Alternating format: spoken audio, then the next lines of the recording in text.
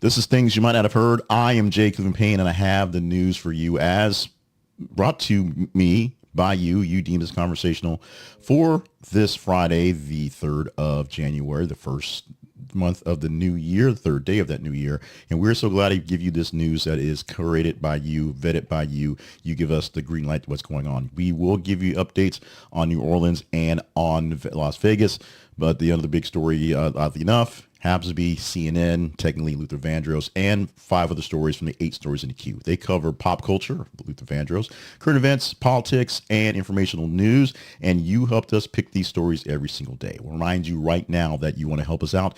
2 things you do to keep in your mind right now is to remember our website. This is theconversationproject.com, our home for all the stuff. All the stuff is there. So if you need some questions answered some questions, they're there as well. And if you can't find that answer, email me at theconversationinbox@gmail.com and we'll get to you as quickly as possible. Once again, Friday, January the 3rd, 2025, the 3rd day of January, the 3rd day of this new year. Let's get into the headlines. No particular order, essentially being placed in what's the best logical order to do the presentation. The numbers and the orders does not represent how they were engaged in. We'll explain that in a bit. But these are top stories that you guys did actually tell us were good enough to talk about. Let's go to headline number 1. And we're going to recap New Orleans and Las Vegas, just like yesterday. Starting off with New Orleans, as FBI have found no other suspects involved in an attack in New Orleans. The confirmed attack by Shamsud Dim Jabbar as the only suspect in the New Orleans truck attack is done. He simply acted alone. It's being classified as an act of terrorism officially, and is saying that he was inspired by ISIS, but no actual ties to an actual plot, and they're not looking for anyone specific to that helped them do this one act, this one dirty deed. The 42-year-old U.S. Army veteran from Texas pledged allegiance to ISIS months before the attack, and you see this in videos he produced all over the internet and on his way to New Orleans to do this deed. And on New Year's Day, of course, he drove a pickup truck into a crowd of Bourbon Street, resulting in 15 fatalities, his own being the 15th, and injuring dozens more who are still fighting for their lives in hospitals around the city. And prior to the attack, he posted these videos on Facebook expressing his support for ISIS and threatening violence against his family, though he ultimately targeted the public instead. Basically, he was going to kill his family because he just could not, whatever, and decided, nope, I'm joining ISIS and killing other people. This is what's going on. No definite link between the incident and separate explosions with the Cybertruck right now. We'll get to that in a moment. That happened the same day. But this is sort of the thing that's kind of got people up in arms. How did this happen? Well, there's actually real good reasons on how this happened. And there's a lot of evidence and a lot of support for people being radicalized. Some military people being radicalized. We'll talk about that in a moment in the next story. And people losing that sense of camaraderie and then going to something else. This man here was dealing with a whole lot going on. I don't think he's been involved in the military for a while. He's been out of the guard for a bit. But dealing with 2 divorces, financial ruin from businesses not working out well. Trust me, I understand that part. And recently, just from the change in attitude, losing access to his kids from one of his ex-wives. It's basically the stress that pushed him over the edge, and he was ready to be taking on anything that would basically bring him in as a community. Unfortunately, what offered the best look for him was ISIS, and now we have this going forward.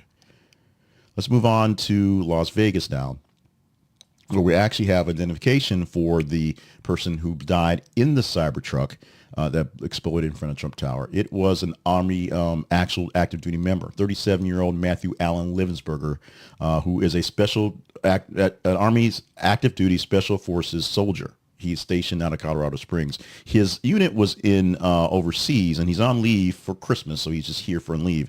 And he is the man that rented the truck, set up the explosives, and pressed the button to do the deed on that day, January 1st, in front of Trump Tower in Las Vegas. Now, people were sort of wondering how this could happen in this incident. Why did he pick the Trump Tower? We don't know that yet. Why did he die in the explosion instead of getting out of the car? We're not sure that happened yet. What looks like what happened was he essentially shot himself. He died from a fatal gunshot wound, a self-inflicted gunshot wound to himself, and then the explosion happened. So it wasn't an accident. He didn't fight. He didn't pull up and try to set the explosives and it was an accident. This was as was planned. He expected to die beforehand and going forward. He's been serving since 2006. He's been deployed in multiple places, including Afghanistan, Ukraine. And one of the coincidences that make this a bigger coincidence than it probably should be is that both members in the military, both of them were deployed to Afghanistan. Both of them served in similar roles, similar places. The Las Vegas, the New Orleans assailant, not quite as distinguished, not quite as long, if you will. And they both rented their cars from the Turo app, which is the really sort of weird diversion thing on this one. It just so happened to be what they rented from. Turo not seeing the love it would like to be seeing around this time. But we'll see how this plays out going forward. He's just on leave. The guy in Las Vegas was just on leave, came home, and did this.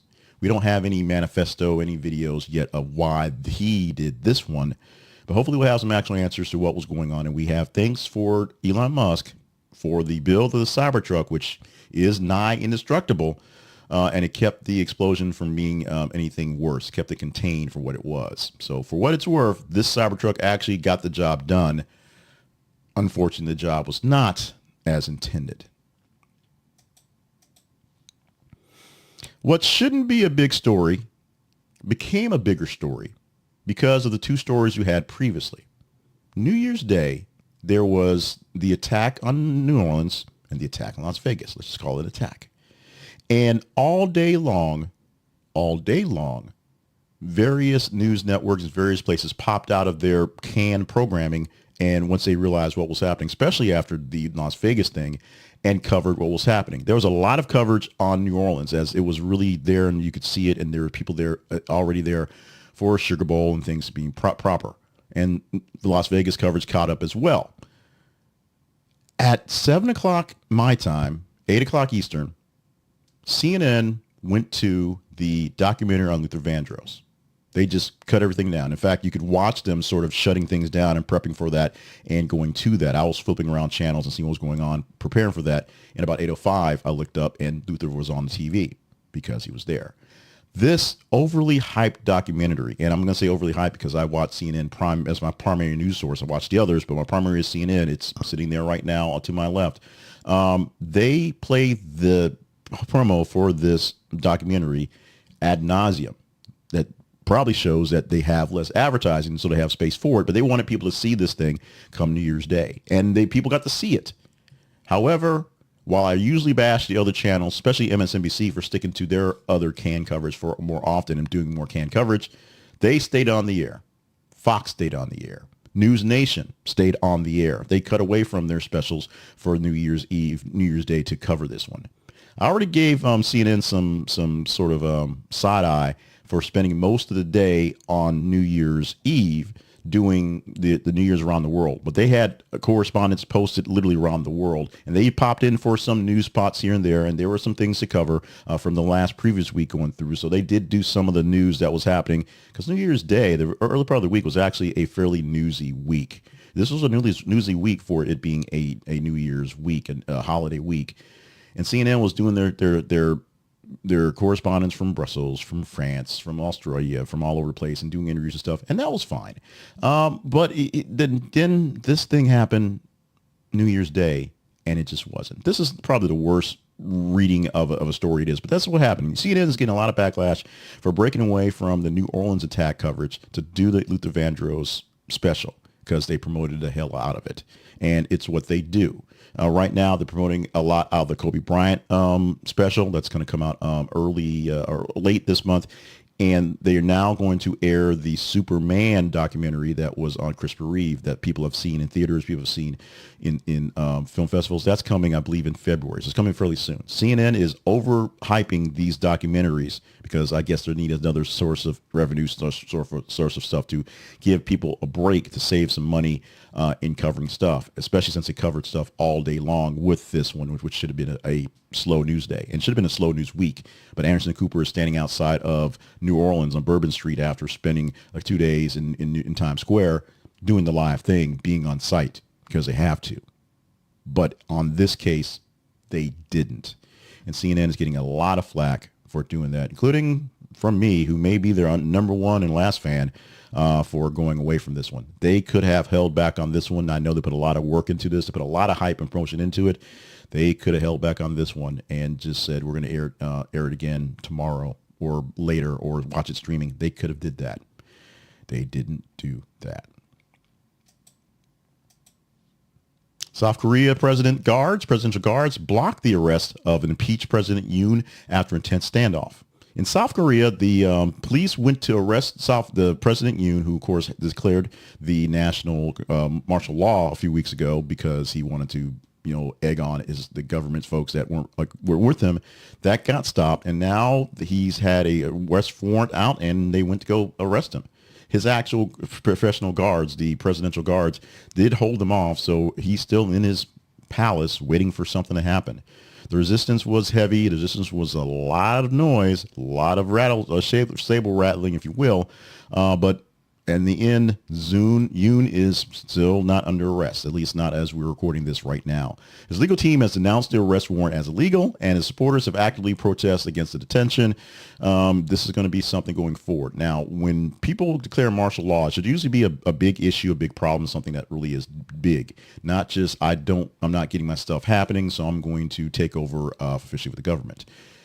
If you think that I'm not thinking in my head, those things I'm thinking in my head about what's going on, what's going to happen, come forward in this upcoming administration, then you haven't been here very long. We're going to skip those things because we're running a little long today.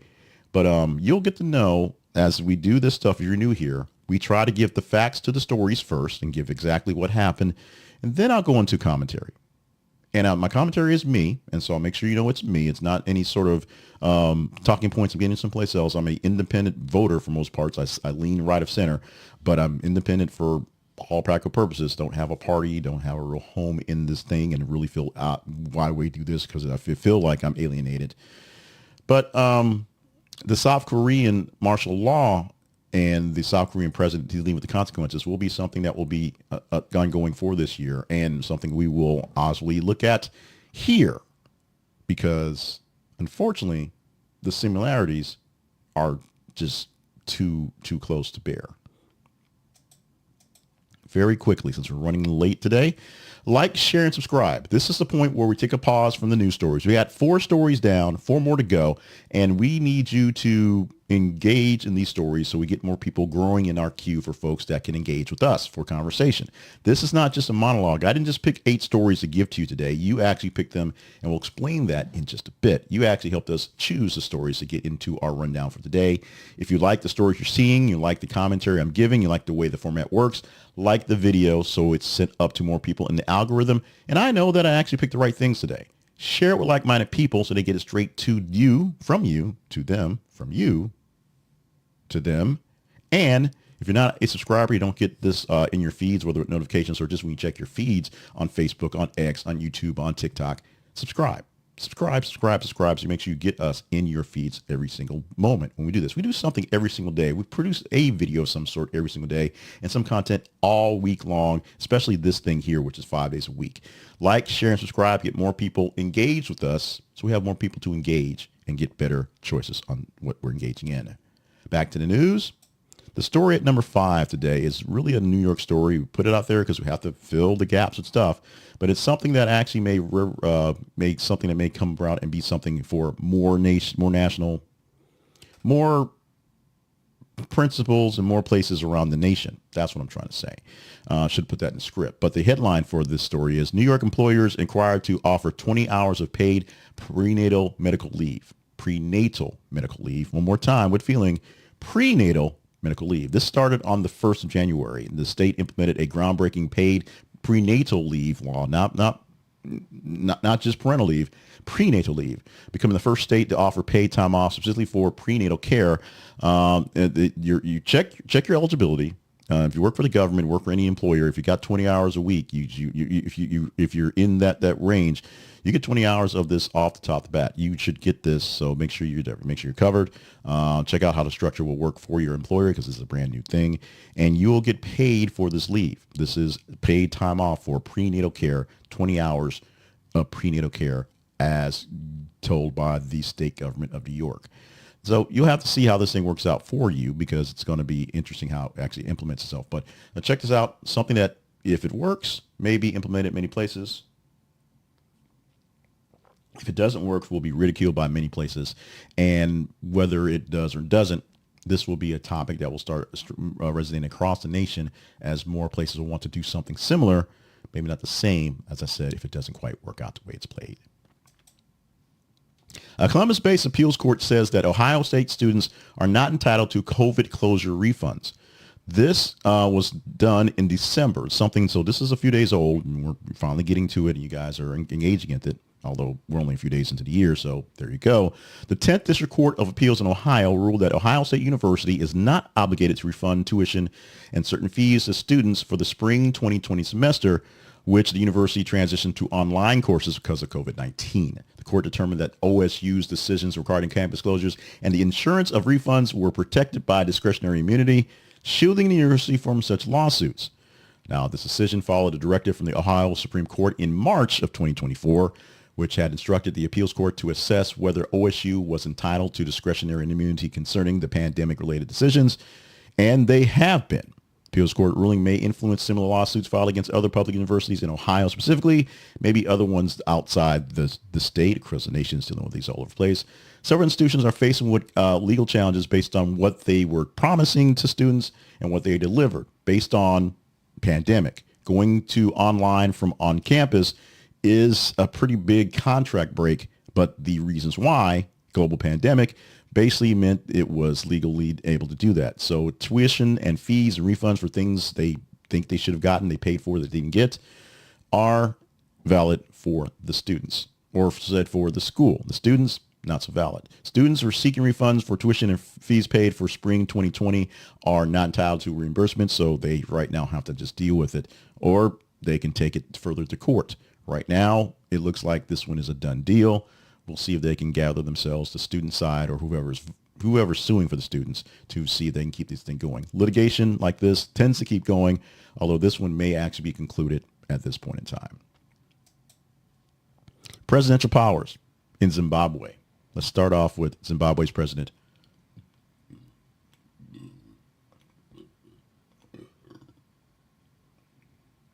Who initiated something very interesting, a bill that abolishes the death penalty in the nation.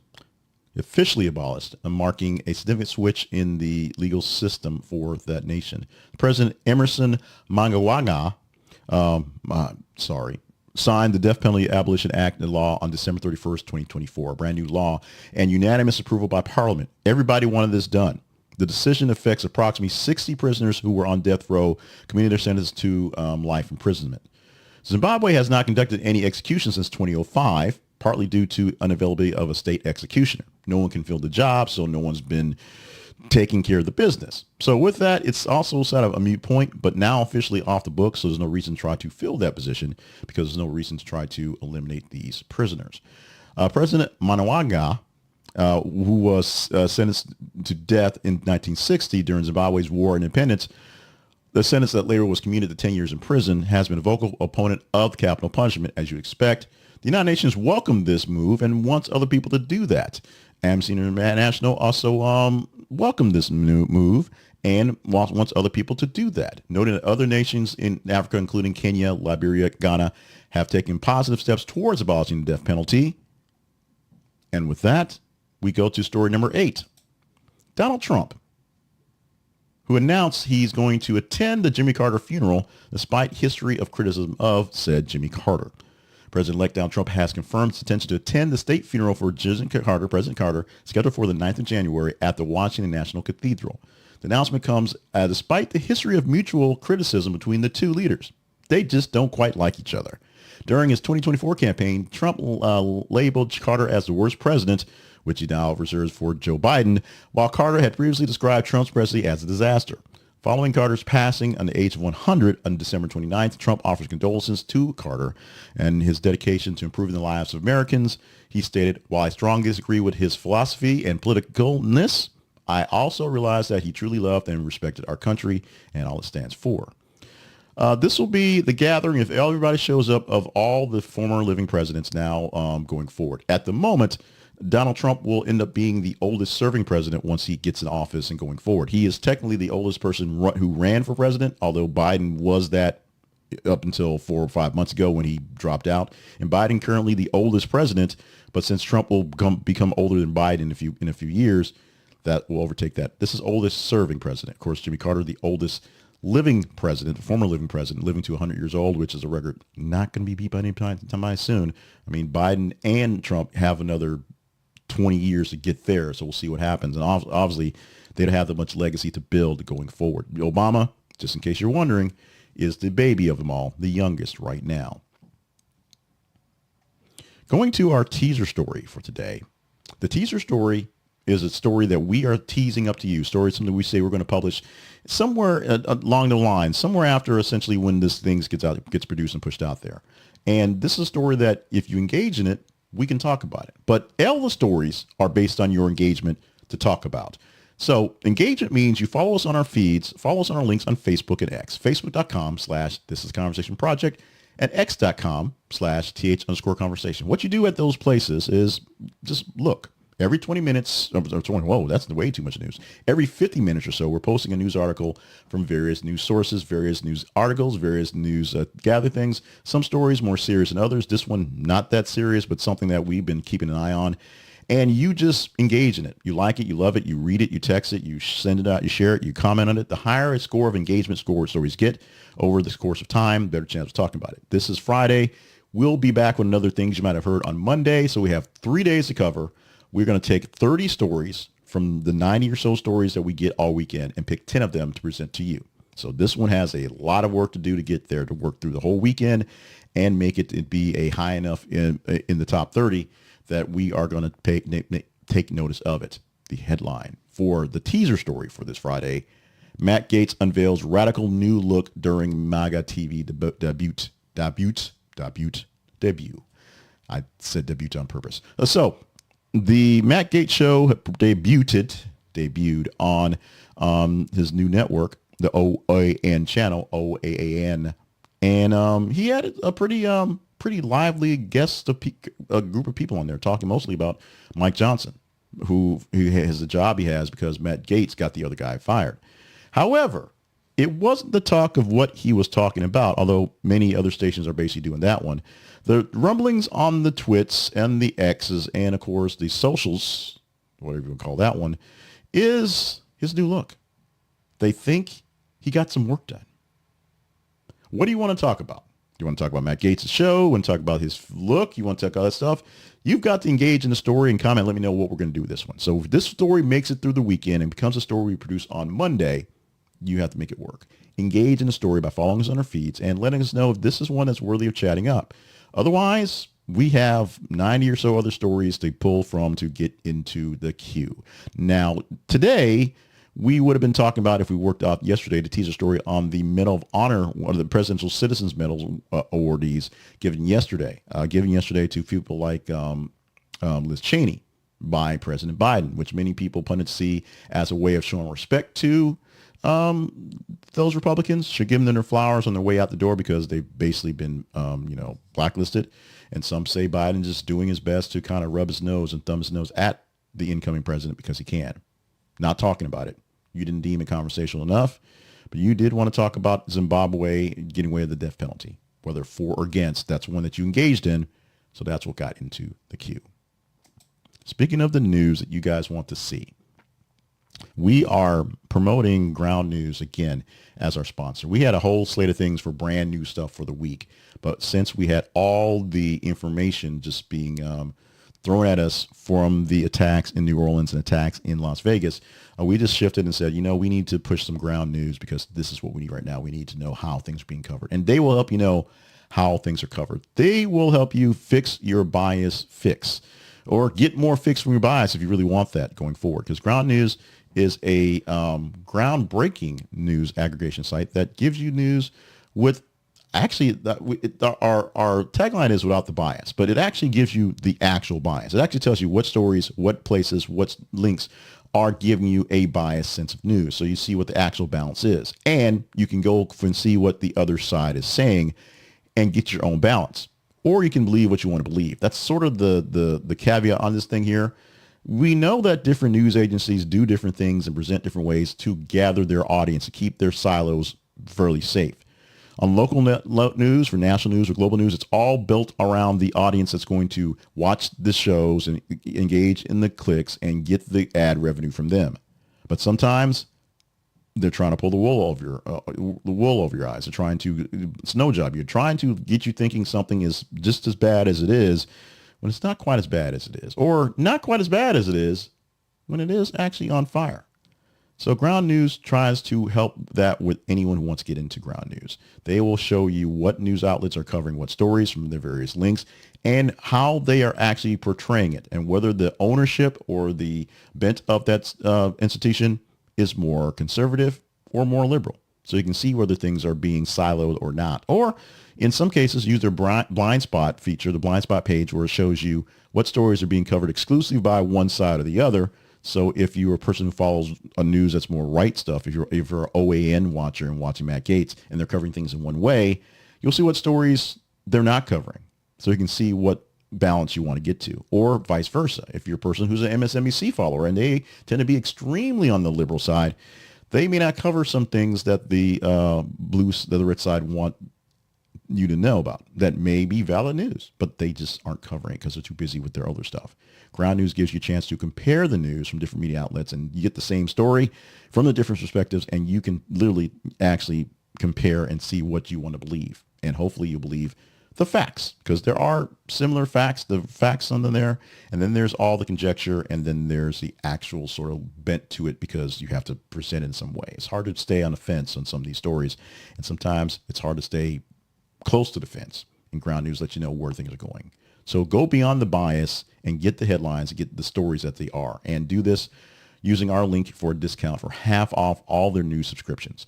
This is theconversationproject.com/ground news. This is theconversationproject.com/ground news. We use this every single day to check the various stories and get different stories. And some stories I see in an aggregator, and I'll go to Ground News and see what the other side is saying, and I'll use their story instead of the story I saw in first because it's a better story. It is what it is. To get a good mix of news for you, we use Ground News. I'm a paid subscriber of Ground News. I was using it and paying for it before I started advertising with them. But we want you to use this link to get the discount, get 50% off any of their plans, and we get a small commission for you joining it with Ground News. This is theconversationproject.com/ground news is the link. This is theconversationproject.com/ground news. The Conversation Project lives online at this is theconversationproject.com. That's our online home. We already told you that earlier in the show.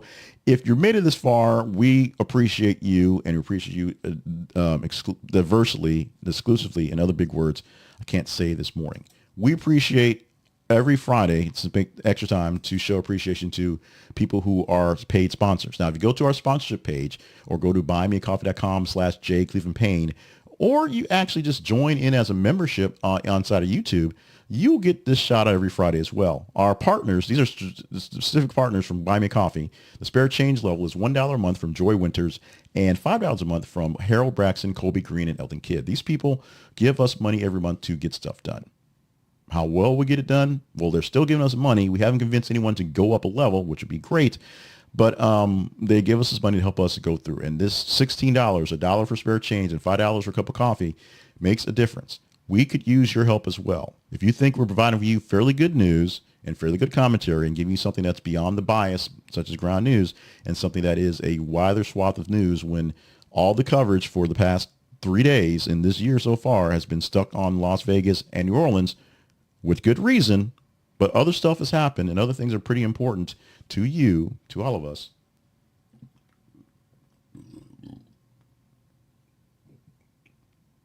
Yes, you consider being a partner.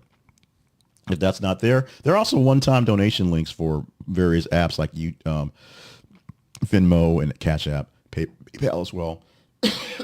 So you can, don't want to commit, but give us something kind of off the bat. We'll appreciate that. We'll be good stewards of that. We also have the sponsorship page, more sponsors there. All our sponsors are affiliate links. We don't have any real people that pay us money, sponsors. They're all, and that's something that you may not hear from your regular contributor on the internet, your YouTuber. Yeah, they're sponsorships, they're affiliate ads. You have to use a coupon code because that shows that they bought from them. So if you got a coupon code, it's an affiliate ad. It just is. So that's there as well. But if you use those to help us, it helps us a lot.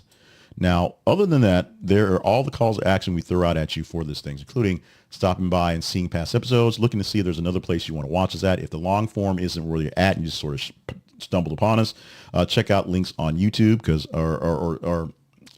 we have the short clips, and TikTok as well. If you're a Facebook person still, we have the Facebook links, we have the X links things as well, and all the places you can follow old episodes to find out what we're doing, and of course different versions, including audio podcasts, audio links, which I think we'll be changing that come up in the future. If you're insider, you're a partner, you'll hear sort of the whys behind that. And our email newsletter, which is totally free and a way to get to you even when we don't have access to the videos and the audios. So check those out at our website. This is theconversationproject.com. We've wrapped it up for the first part of the year. The first full week will be next week, obviously. But for now, this Friday, January 3rd, 2025, we are glad to have you a part for the ride. Thank you so much for being with us for what we're doing. In either if you're new for us for the year, new for us going forward, or you've been with us for a while. You know the struggles, you know the time, you know what we've been through, and you know that we have a lot to go forward with. So we thank you profusely for all you've given us this year, and hope you're ready to give us more for the next year. More things to come, more greatness coming up, and more goodies. Good for that. Enjoy yourself. The weekend show, the weekly roundup coming, which will be 12 stories that we covered all this past week. Fortunately or unfortunately, most of those stories dealt with Las Vegas and dealt with New Orleans. And so we're going to have something on those things that one, it'll make the choosing other stories a whole lot easier, because 3 days this week we had stories on those two. And what's going to come up, the things that caught my attention and things that need to be recapped going forward. So check that out. Also, wherever you're seeing this one, it'll come down that live, the link as well, and the clips throughout the weekend, because we'll give you some news clips on things that are breaking news and developing news all weekend long. Love you. Mean it. We'll see you again for things you might have heard come Monday. Hopefully, since I've got to go back to work on Monday, on the regularly scheduled time, not the delayed time I had this week, but we had the chance to do a lot of stuff and play a lot of stuff and test some things. So we'll see how time works out come Monday, because it will be all right.